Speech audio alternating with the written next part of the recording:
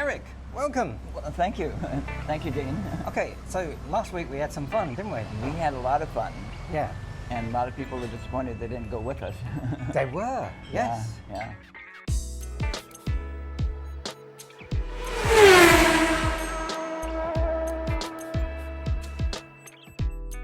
So even in the coffee and cake group, they were saying about, they're a bit jealous, I They're think, jealous weren't of, they? that we had so much fun. Yeah. So I think we might have to do that on a monthly basis. What do you think? Well, I think, we should. Yeah. Yeah. And then if people want to join us, they then they can. can just keep joining us. Yeah. Yeah, it'd be great. Okay, yeah, that was Except so enjoyable. I want to do it without holding on to the camera so I could win. I'm not going to give you a camera. Oh, that's good. Because I'm not going to give you any excuses. No excuses. I was holding on to a camera. That's what I'm saying for sure. So if you're not holding on to the camera, then there's no excuses. Then there's no excuses, and I'll beat you.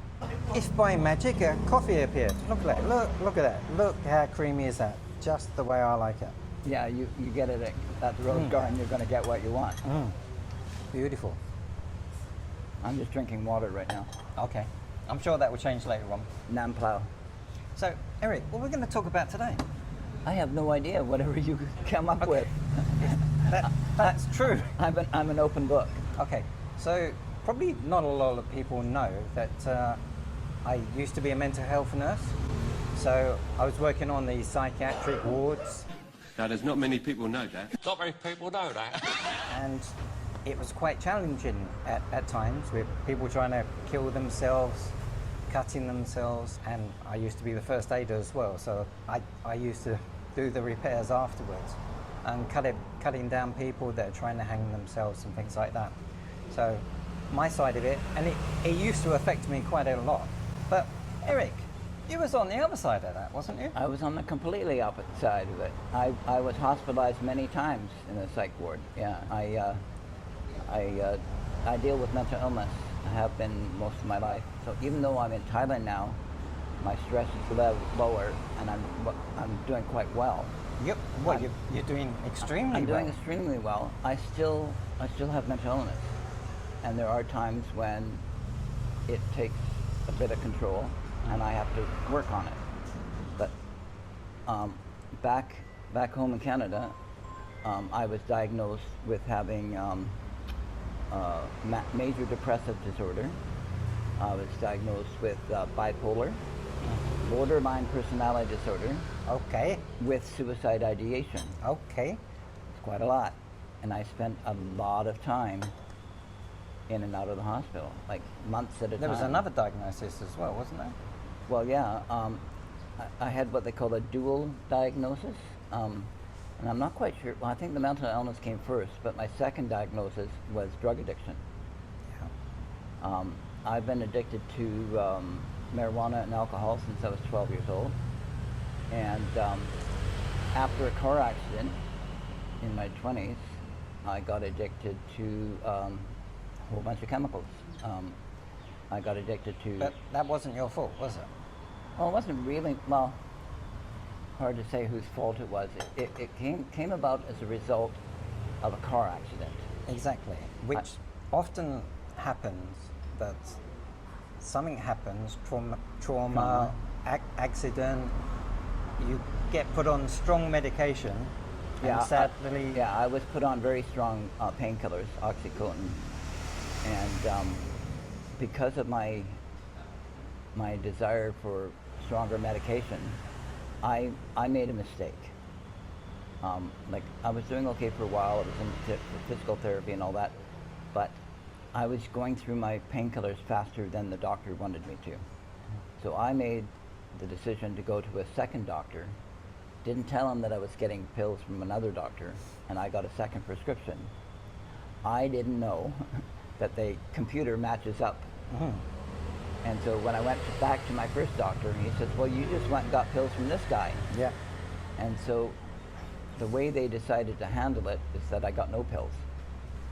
So I went suddenly from being over-medicated to not medicated at all.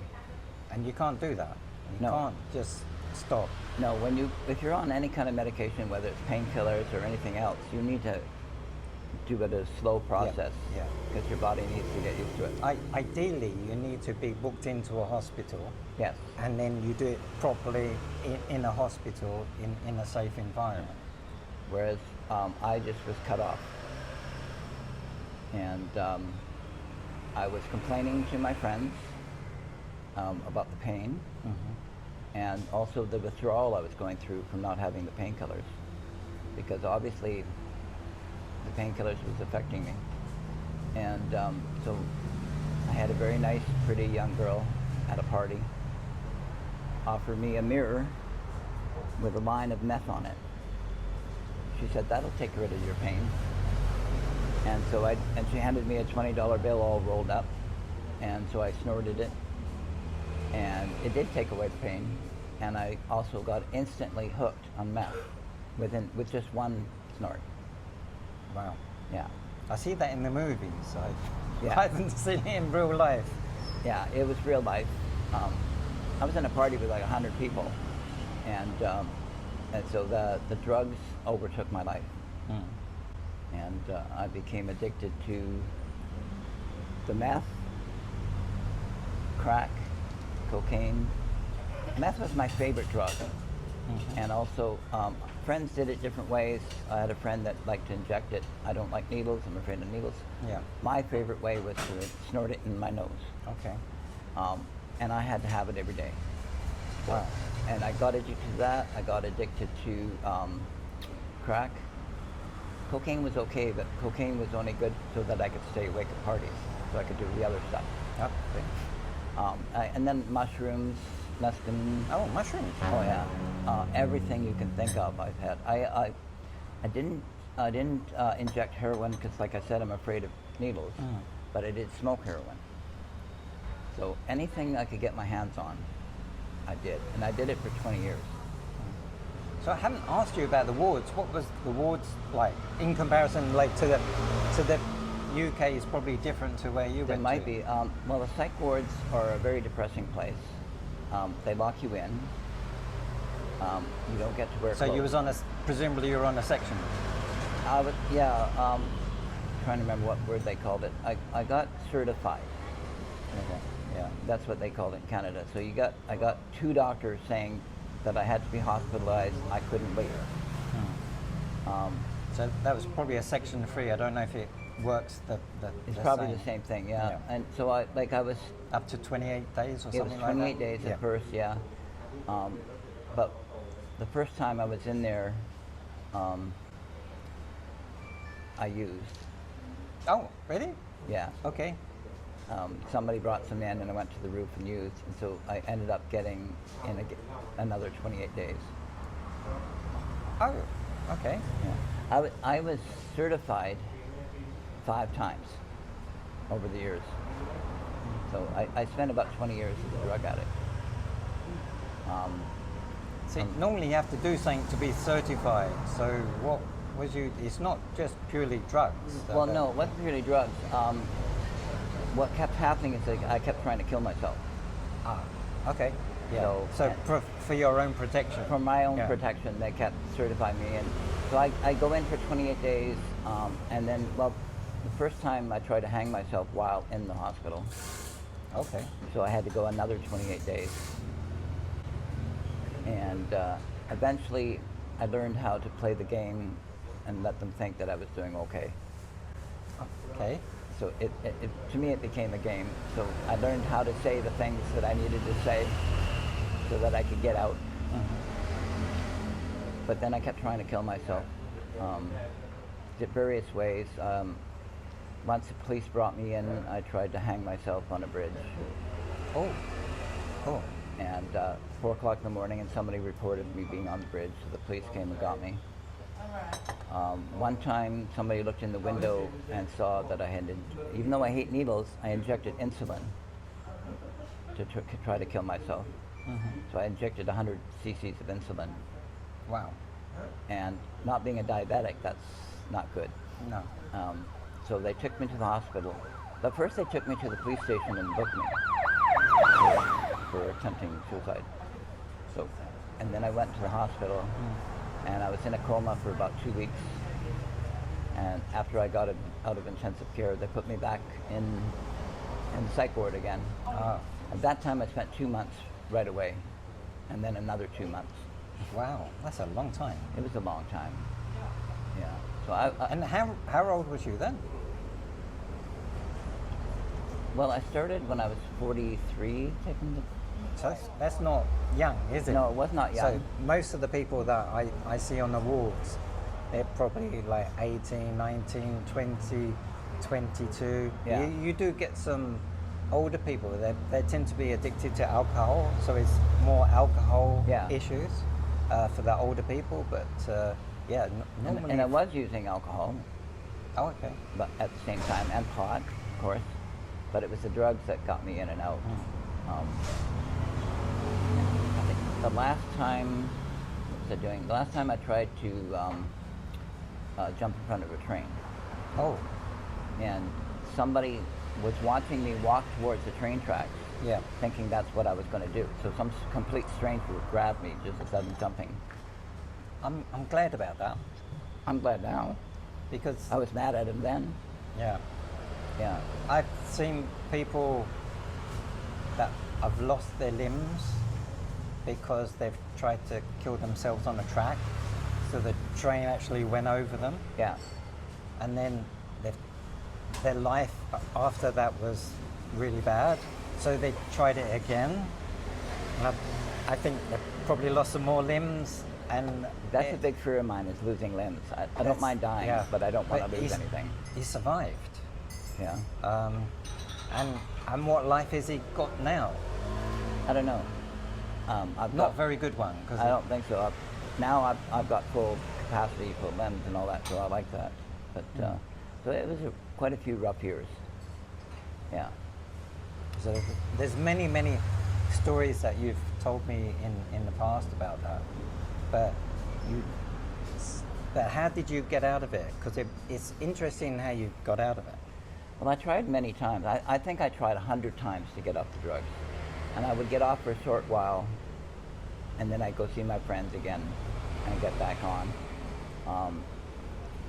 So I just kept trying, but one day I went to the food bank, and it was a church running the food bank, and they asked me why I was asking for food, and said because I got paid from the government 2 days beforehand.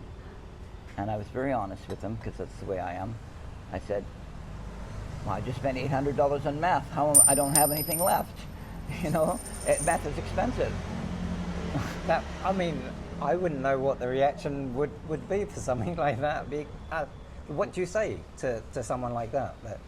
Like, Well, you've just been paid 2 days ago. These guys were, the guy I was talking to was a counselor, and he was very quiet, and very, very helpful. And he asked me if I wanted to get off the drugs. And I said yes. Of course, I broke down crying and all that. Yeah. And what they did, this food bank group that was offering free counseling, they actually came to my apartment, boxed up all my stuff, Oh, wow. put it into a storage unit. They paid for it, and within 2 days, they drove me to a recovery center. Wow. Unfortunately, the recovery center is closed now, but they took me to a place that was, I don't know, about 5 hours out of town, Yeah. out in the middle of nowhere. And it was a place for men, 25 and over, who were trying to get off drugs. There were 150 guys there. It looked exactly like a prison. Oh. So and was you locked in? I like- wasn't locked in. Okay. And there was no bars, but there were guards. And if you walked out, you couldn't walk back. Oh. So like if you left, you couldn't back. After a month, they let you go for a day pass, but you got urine tested coming back in. If you failed, you were gone. Oh. Okay. So- Quite strict then. Very strict. So you were in little tiny rooms. You couldn't have anybody in your room. The doors had to be all open. And that you had chores, cleaning chores and all that kind of stuff. The good thing about it is it was 90 days of life skill training. Oh, that's brilliant. They never talked about your drug use. So that's really unusual, isn't it? I thought it was unusual because every other place, did the shame program, Yeah. right? They didn't talk about drugs at all. All they talked about was communication skills, learning how to be friends, learning how to cook, like just all life skills that everybody should normally have, but not everybody does.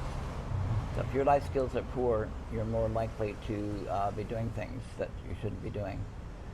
So I managed to make it through all 90 days. Wow, that's fantastic. Yeah, it was really, really difficult. 90 days. It That's was so 90 days. long. Yeah.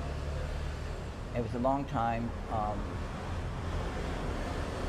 I cleaned up the library while I was there because I got bored. So I became the librarian because there was no librarian there. So I did the library to keep myself occupied. And I did help run a few self-help groups, whatever, that guys got together. I think you've done quite a lot while you were there, trying to help others. I was trying to help. I helped with little small groups of people at a time. Yeah, I did a lot of that. And so I managed to get the 90 days, and then I left. I was married at the time. Oh, okay. 90 days without the missus. Well, after 30 days, she did have some conjugal visits, but I won't go into detail about that. But yeah, 90 days with Didn't have to volunteer that information. Yeah, sorry. 90 days without living with my wife. Oh, wow. And how did she feel about that? Or did she say freedom at last? No? Well, she thought it was freedom at last. Okay. Because when I came back, I found somebody else in the house. But the thing is that I had quit. She kept using. Because of course we used together. That's how we got together. Like she was somebody that I was using with. Yeah. But I decided to quit because I was really, really, really tired of the drugs just completely managing my life. That's all I cared about was getting the next. Yeah. And so I hit rock bottom, and I decided to quit. And then I come home and she's using. Which she would be, wouldn't Well, she? yeah, she had no intention of quitting, and she never did. So she had no intention of ever quitting. So what I had to do is I phoned a friend of mine that was also in the program, and I moved in with him for a while. Oh, okay, that's good. So you got. So I had some support from somebody, and we helped each other get through it. But that was the end of my marriage. So. Okay, but then you decided to move. Is that right? Well, yeah, I moved because what was happening is that all my friends that I knew were all users, all drug users. And so I would go to their house and they would all pull it out and start using, and I'd have to leave. And so I actually had to come to the decision to pick up and go to a different city. Which you'd have to do because you easily get back into the bad habits. Oh, it's so easy to get into a bad habit. And I did it many other times. But this is the first time I've gone 90 whole days without using drugs. So I was just so determined to stay off the drugs this time. So I moved, and then I had to move again, and then I moved to another city. Wow. And every time I would meet somebody and I found out they were using anything, it didn't matter what they were using, I'd say, see ya. I had to just keep leaving. So I was by myself a long time. So that was the drugs, but what about the alcohol? Did you stop that as well? Not right away, but I didn't use it as much. It wasn't such a big crush because I was already learning how to live life. So I was learning how to enjoy life without the drugs. So the alcohol and the pot just wasn't important to me anymore. Okay, good. Because like the alcohol can also cause depression. Yes. And how was your depression back then? Did it get better or? It was still really bad. Oh. It was still really bad. I still had the depression, but it was more manageable. And also, during that time, I decided to sign up for a bunch of recovery programs. So I did a lot of, where you go and meet a group of people for a week, every week, whatever. Okay. I had a good doctor. I had a psychiatrist. So my job was to get healthy. You know, I didn't work for quite a while. My job was to get completely healthy. You changed your life around, didn't you? Because you was doing talks, you were going to different places and doing talks and things. Yeah, after I recovered, like I'm still in recovery. It never ends. But after I recovered to a certain point, I was asked if I would speak about my recovery process. So I joined a group. It was a mental health group, and they asked, and there were 6 of us in this group, and they asked us to go to various places to talk about where we were, Yeah. and how we recovered, and where we are now. So I went to a whole bunch of high schools. I went to the university, nursing schools. The scariest one is I spoke at the police training center. And that was really scared because I had a lot of bad experiences. Yeah, through my because they're drug the years. ones that are normally arresting you. Yeah, they were the ones arresting me. And here I was talking in front of 200-300 police officers about the worst times of my life. Yeah. The good part was, especially with the police, that they would come up afterwards and talk to me and go, "We didn't know that people can recover." Oh, wow. Because the police, and even like nurses, they see people at their worst. They don't see them later when they're recovered. So it was really good to go and speak to them. I was lucky because I did get to see some of them recover. You saw it. I mean, sometimes you see them coming back again. Yeah. Well, obviously that's what I did over and over until I got to that one spot where I finally got off the drug. But sometimes you're really happy because people have changed their lives or they've met someone and they've started a new life, and that's so gratifying. It is. That they've actually able to move on and live a normal life. That's Yeah. just fantastic. Yeah. Well, one of the rules when you're in recovery is that you don't get into a relationship. Oh, okay. A lot of people break that rule, of course, because it's really hard not to.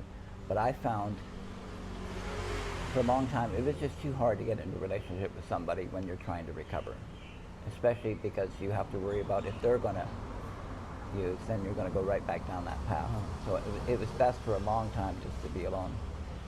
And my life was, I spent a lot of time going to recovery programs, mental health programs. I did Alcoholics Anonymous, Narcotics Anonymous, meetings, all that kind of stuff to get to where I am now. And they helped? Well, they all helped. Anything that's community helps. When you're with a bunch of people that are all trying to better themselves. I had a bit of a problem with some of the AA groups because they would go out drinking after the group. Oh, no. No. How yeah, can they do that? Well, it wasn't a good group, so I would change groups. I found that Narcotics Anonymous groups were a little bit better. Although one time, right at the beginning of the Narcotics Anonymous, I went to get a coffee, and they had that little spigot thing. So I took the cup, and somebody talked to me, and I pulled it, and I knocked the whole big thing of coffee all over the floor. So that was a big mess. So after that, every time I came into the meeting room, somebody jumped up and said, "I'll get your coffee, Eric. I'll get your coffee." Because no one else could get any more coffee after No, that. because nobody had any coffee because it was all on the floor. So after that, somebody always got me my coffee. Okay. Oh, So it was embarrassing, but it was really nice to get served my coffee. Yeah, that's good. Yeah. That's good. So it's been a while now. Like it's been, well, in August 28th is my graduation date from the drug. So it'll be 14 years this August. 14 years, that's a long time. Yeah. And it's still a struggle. Really? Yeah, my friends don't realize it's a struggle. I see a little plastic glassine bag on the ground. Yeah. My brain still fires. Oh. I still think about it. But I'm strong, so I don't. So was it like coming to Thailand when they changed all the rules and then you can smoke cannabis? Yeah, there's pot everywhere here, So- and it's legal. So did you do that? But it was legal in Canada when I left. Oh, okay.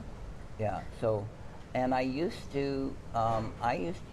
pot a little bit, CBD only, to help me sleep Okay. um, in Vancouver.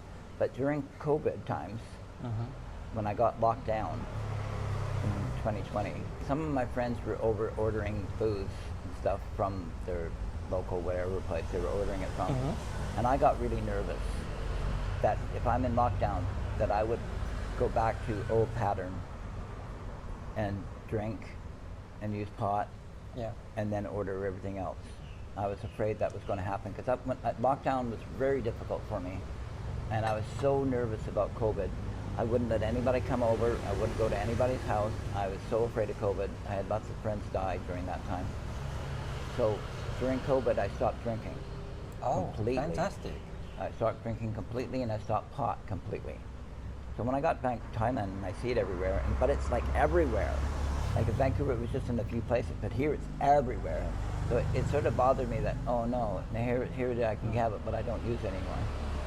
And I haven't had a drink since March of 2020. Wow. That's great. And I mentioned before, it ticks me off that a beer is cheaper than a coffee sometimes.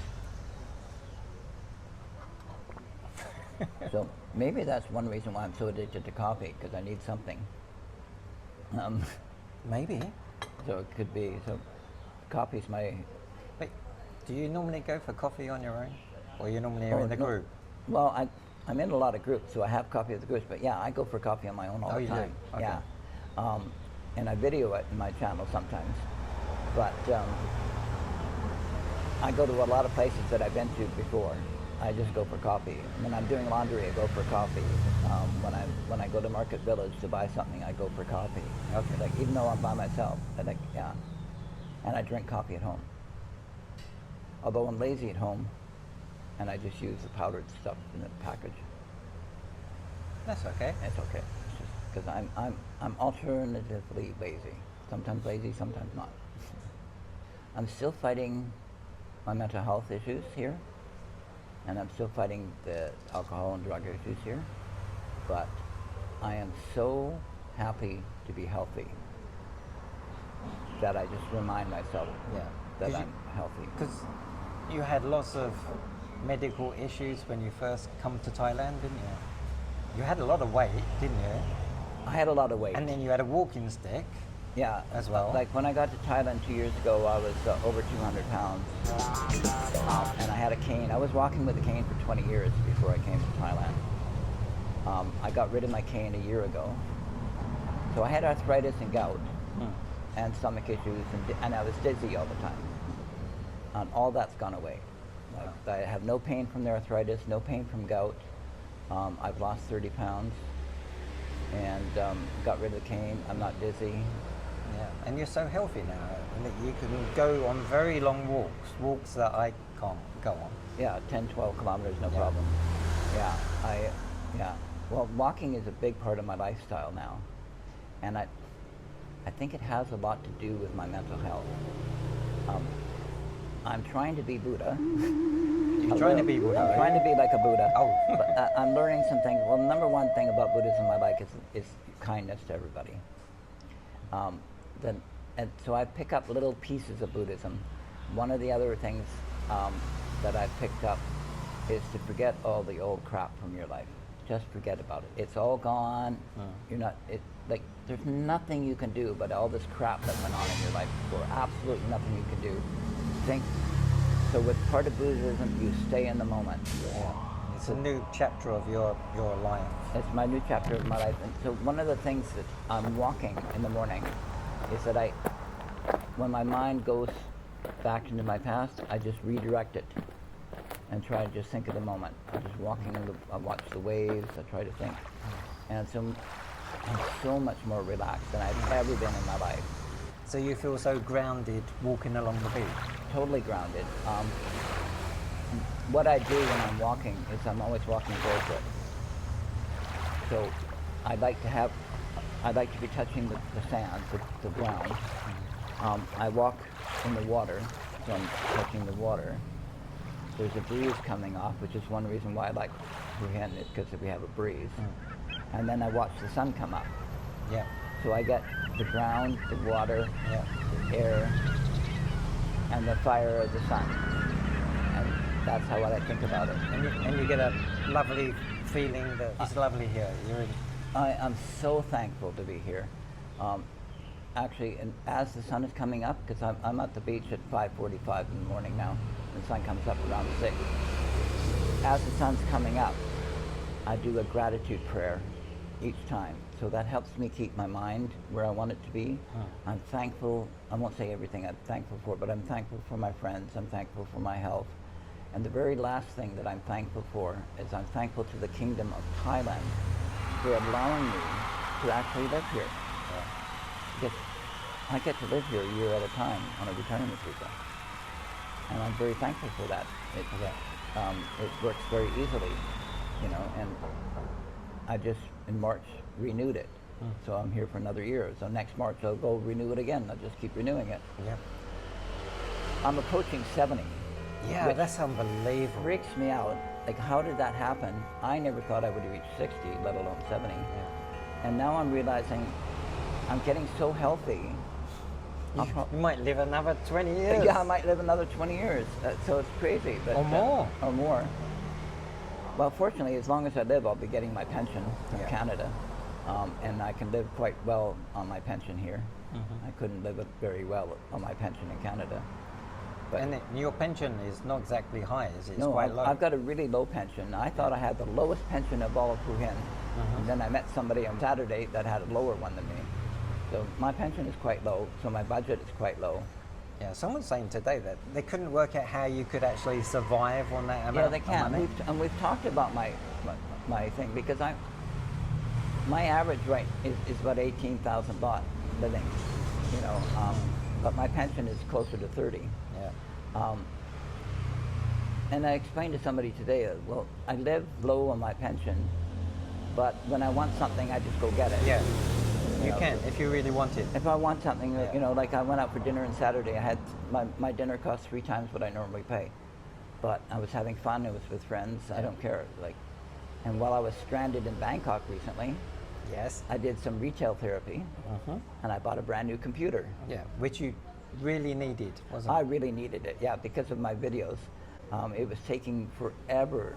Yeah, so a brand new computer. Brand new I'm quite computer. jealous because I need one as well because You I'm need having trouble with my editing at the moment. Yeah. Well, just go get one.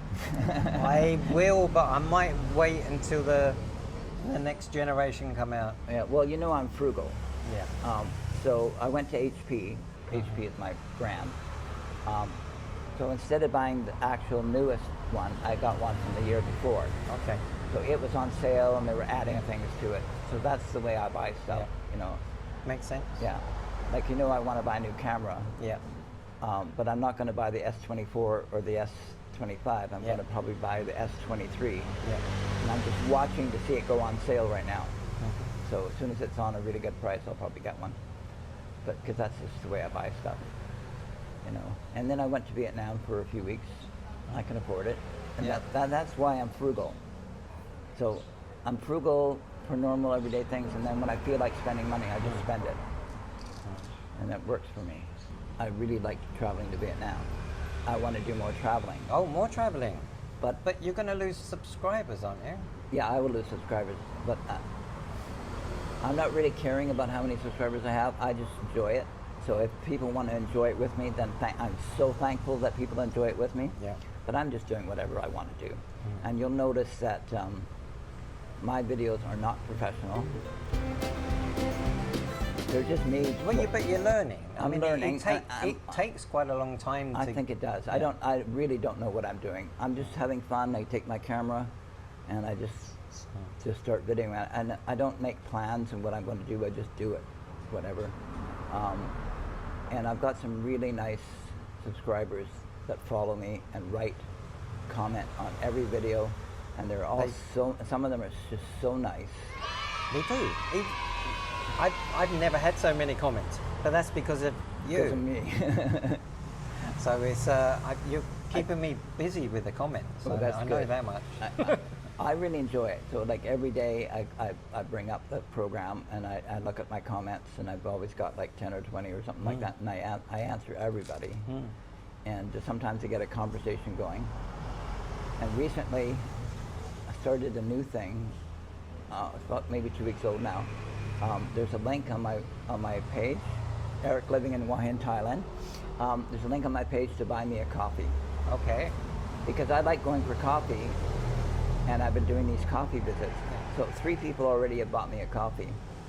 And just to let you know, no one's ever bought me a coffee. I actually took the link away because after about a year, no one bought me a coffee. So I don't know, but I'll bow down to your age, Eric. It's my age and my beard. Yes, and you thank every single one of them, don't you? Yeah, I do. Well, what I've been doing is I've got one more to do the next day or so, but if somebody buys me a coffee, I go to a coffee shop I've never been before, and I do a video at the coffee shop, and then I thank whoever it is that bought me a coffee, because I am very thankful that they bought me a coffee. I'm very thankful, and do a little shout out to them. I've done 2 already, so I still have to do the 3rd one that I just got. No, that's so. Because I really nice. like going to the coffee shops, and so I'm really happy people are helping me go to these coffee shops, and it's just fun. And there's so many places, and this is supposed to be a small town, but there are so many places to go for coffee here. Like, it's just everywhere. And they keep on growing as well. Yeah, they keep opening up new ones, and here we are in what they call low season, and they're still opening. On my channel, I think I said that there's about 3 bakeries and coffee shops open within a few weeks of each other. Yeah. In low season, it's just And crazy. It is crazy. I don't know how they do it, but I like it, and I like bakery, and I like the cookies that you have here now. Yeah. Do you fancy a cookie? Oh, I always fancy a cookie. Okay. I suppose you want a Nutella, don't you? I like the Nutella. Yeah. Do you have one? Yeah. I think if they haven't bought them all, then yeah, Nutella, and I think Yeah, I'll the have people there this morning were buying cookies, so I don't Yeah. know. You'll have to have a look. And we've probably got the walnuts and chocolate chip left. Well, I like chocolate chip. I don't like walnut, but Yeah. chocolate chip or So Nutella. I'll see if there's a Nutella one. Okay. And then I'll have the walnut and chocolate. Did you want a coffee with it or not? Well, if I'm having a cookie, I would like a coffee. Okay. So I just an American. Normal or decaf? No, we do decaf now, just we in do case have you didn't decaf, know. and it's good decaf. One of very few places in Premium Hua Hin. decaf, not any old Not decaf. any of us, premium decaf. But I'm in the need for caffeine at this time of day. Okay, fair enough. So I'll have the caffeinated coffee. Okay, Americano Ron cup. okay, Cup cup and and cup. Okay, so Eric, So Dean, I'll let you finish your sip of coffee. That's probably very hot. it's very hot, but I like it hot. So Eric, you wanted to say something. I did want to say something because we were talking about my mental health recovery and my drug use. You've noticed it before when I've been in other groups. I am extremely open. Yeah, unbelievably open. Most people would not talk about their history if it comes down to drugs or anything like that. No. And I'm very, very open for a reason. I really want everybody that hears me or hears about me to realize that recovery is possible. People can get to really bad situations. People can be on drugs. People could be injured. All kinds of things happen. Your life can always change. It can always get better. Yeah, and you're living proof of that. I'm living proof of it. I went through a whole huge process to get better. I was talking already about how I did public speaking. And so I'm still public speaking. If I'm with people, I want people to know that people get better. Yeah. You know, so my hope is that people are not judgmental. If they are, well, they are. Yeah. But I'm fine with it. I just want people to know that people get better. It happens. Is it cookie time yet? It's cookie time now. Okay, cookie time. Okay. So, I don't New know why I York got a City fork. cookie. Wow, here we come. So I got these chocolatey with Nutella inside. Very, very gooey. I love them.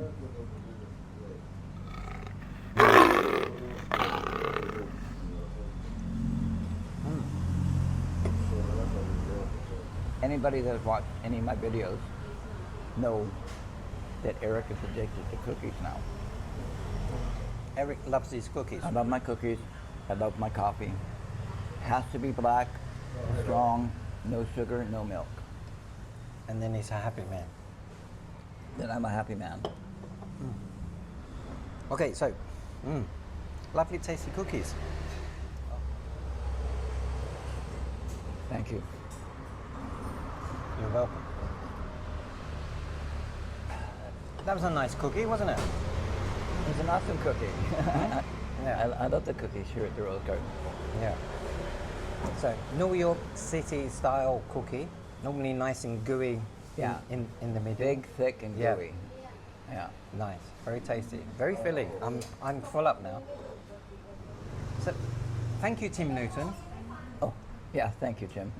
Yeah, he did message me back to say that it's okay with the grumpy old men, Yeah. and I can continue to use the shirts, but I don't think I'm going to go with the shirts. But you do realize that you're the grumpy one. I'm not. Okay, you had to get that in. Yes, had to get that in. I am the grumpy one. You are the grumpy one. Yes, Although not always. Not him. Not always. Yeah, I don't think I'm ever grumpy. no, No. I don't know. I don't know. I don't spend all my time with you. No. But I don't think I'm ever grumpy. No, the time I do spend with you, you're never grumpy. I used to be grumpy when I had the problems. And I used to be grumpy when my blood sugar was low. Yeah. But it seems to have all gone away. Okay. And then you're getting your cookie fix. I get my cookie fix every day. You're getting your coffee fix every day. I get my coffee fix every day, several times a day. So what's there to be grumpy about? There's nothing to be grumpy No? about. I mean, I live in Thailand. This was my dream, to come to Thailand and live in Thailand. Yeah. And I'm doing it. Yeah. I've been here on the 15th. It was 2 years. Oh wow. So I've been here 2 years in Thailand now. 1 year in Chiang Mai, 1 year here in Hua Hin. And I'm in my forever home now. Yeah. Like, I don't think your diabetes is a problem anymore because you've lost a lot of weight. I've lost a lot of weight. I'm not eating that North American fast food anymore. Like, I used to live at McDonald's and A&W and Kentucky Fried Chicken and all that stuff. I used to eat a lot of that stuff. Yeah. Oh. So now I eat a lot of fresh food. Yeah. And cookies. And cookies. Well, I deserve a cookie. I deserve them. I'm a good guy.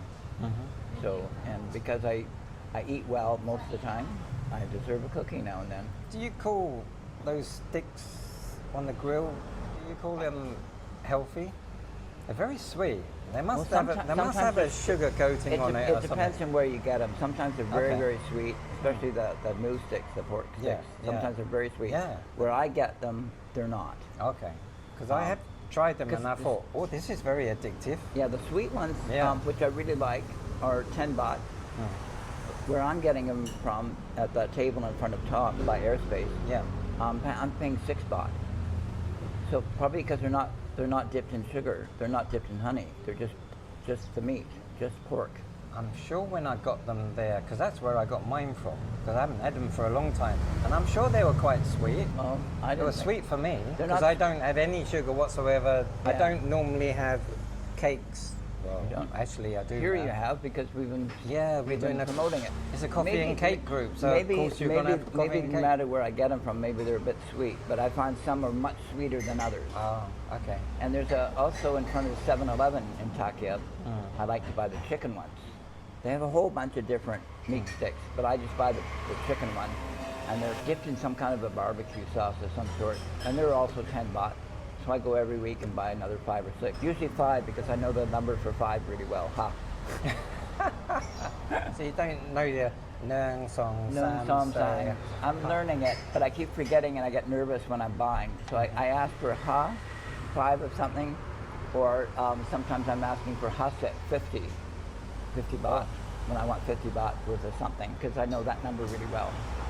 And if you go ha ha ha, that's Oh. 555. Yeah, that means you're happy, isn't it? Well, it means ha ha ha. And so that's what you type in when you're on Messenger or Line or WhatsApp, you type in 555, and that means ha ha ha.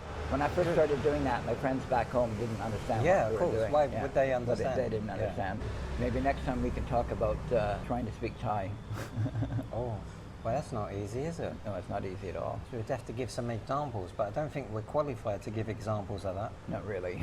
No. I learned really quickly to go ao, gafe, Americano, ron, cup. I wanted to learn how to order a coffee. Okay. That was really important. Because they all know and they all speak English. They all speak English anyways. I just want to speak Thai. Well, some places, because they know me so well, I just go in and sit down and they just bring it to me because they know. They know, yeah. Not here, somewhere. Actually, even Well, they know me here now. Doesn't hear so much. They know what I want. there's a lot of places I go now. And they're very nice here and they're very thankful that I put up with you. I think everyone's thankful that you put up with me. Yeah. I tend to speak my mind a little bit at times. And then sometimes it takes a while to figure that out. Yeah. Or sometimes actually telling a joke, but it doesn't come across like a joke. It comes serious. Yeah. It comes because until people begin to realize you're just joking. That's you. Yeah. I'm serious a lot of the time. So even when I'm telling a joke, it's actually quite serious. So even though you have the appearance of being a grumpy old man, you're not actually really grumpy. Oh, thank you so much. That makes me feel so much better. It's just part. It's just part of the stick. Yeah, but you're not really grumpy. No. And I tend to be quite serious because I've got asthma, and then if I laugh, it triggers my asthma, which is and I've had that since a very, very, very young age.